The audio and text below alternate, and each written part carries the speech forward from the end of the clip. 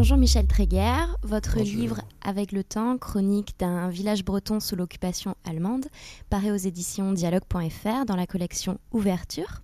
Votre livre s'ouvre sur un épisode très intime et personnel, la mort de votre père.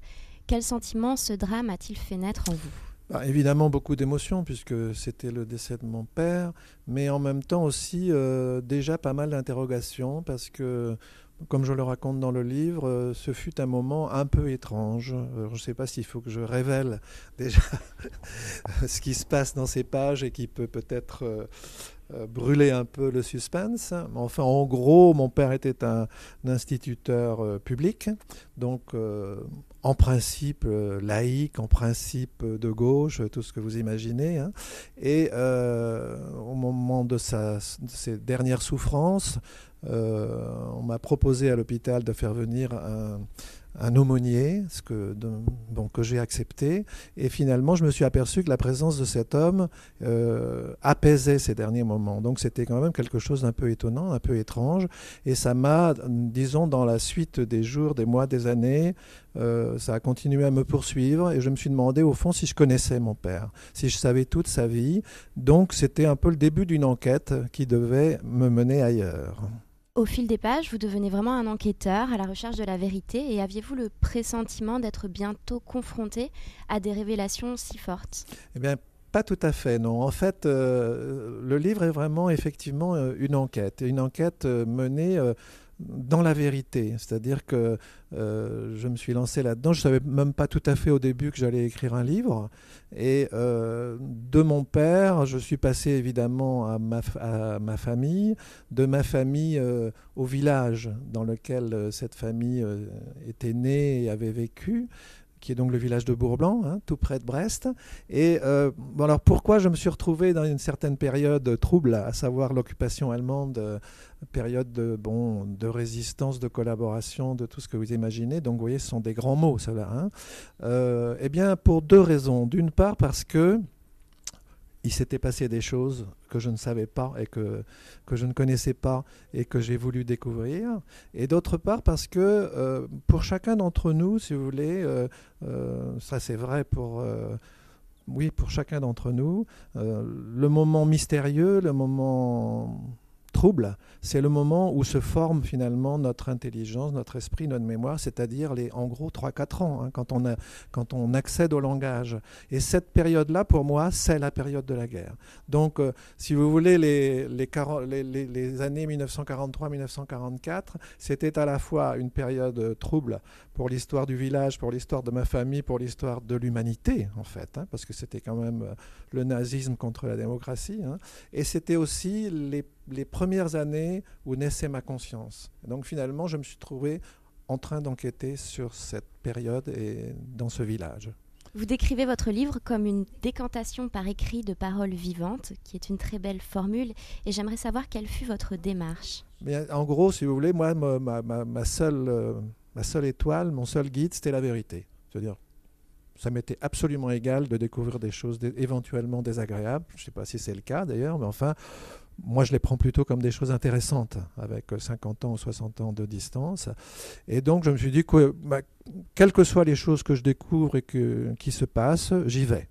Donc je suis allé évidemment dans ce village et j'ai chercher à rencontrer tous les derniers témoins de l'époque. C'était souvent des gens qui se trouvaient en maison de retraite ou ailleurs. Et j'ai trouvé un certain nombre de personnages tout à fait délicieux qui ont finalement joué le jeu avec moi parce que pour eux, ils étaient plus âgés que moi. Mais pour eux, c'était un peu retourner aussi à leur jeunesse, à leur enfance. Et donc, faire revivre des choses dont ils n'avaient pas parlé depuis un certain nombre d'années. Mais c'était, philosophiquement, si vous voulez, c'était aussi une démarche qui avait un sens parce qu'on s'apercevait, en discutant ensemble, eux aussi s'en apercevaient, que finalement, il y avait des choses dont on ne parlait plus. Il y avait des choses qu'on avait jetées dans une espèce d'oubliette, collectivement, eux, le village, mais aussi la société, mais aussi finalement la littérature, mais aussi finalement le cinéma peut-être. Enfin, vous voyez que le monde entier se construisait petit à petit une histoire en oubliant des choses. C'est pour ça que dans un des petits textes que j'ai écrit à propos de ce livre, je dis peut-être que l'histoire qui a la réputation de cultiver le souvenir, elle est en fait bâtie sur des oublis. Vous dites « La vérité est une maîtresse exigeante et vous lui obéissez ». Seulement, vous vous confrontez bientôt à la collaboration dans laquelle certaines familles blanc-bourgeoises s'engagent. Et n'avez-vous jamais eu envie de reculer dans votre recherche de la vérité ? Non. Franchement, non. Encore une fois, je vous ai déjà dit tout à l'heure que tout ce que je découvrais m'intéressait, qu'il me semblait qu'avec de toute façon 50 ou 60 ans de distance, on pouvait tout dire. Alors, il s'est posé un petit problème d'ailleurs dans le livre, c'est que le premier état du manuscrit, j'avais enlevé tous les noms propres. Et donc, les gens n'apparaissaient que sous forme d'initiales. Et puis, c'était un peu bizarre parce qu'on parcourait le livre et on disait « G m'a dit que », mais il a fait la remarque que M n'était pas d'accord avec lui, etc. Et finalement, en discutant avec l'éditeur, à savoir Charles Kermarek des éditions Dialogue, je lui ai dit, et il m'a dit aussi, enfin nous nous sommes dit ensemble, au fond, est-ce qu'on ne pourrait pas plutôt prendre le risque d'être honnête, de tout dire, parce que nous ne médisons de personne, nous disons la vérité. Alors peut-être que la vérité sera un peu raide pour certains, mais enfin, allons-y. Et donc, nous avons rajouté quelques lignes au début du livre pour dire que c'était notre choix, de mettre les noms propres réels de tout le monde, de tout dire et de ne rien cacher. Finalement, vous nous montrez qu'un fait particulier mène à une réflexion universelle. Quel serait, selon vous, le message le plus important de votre livre ?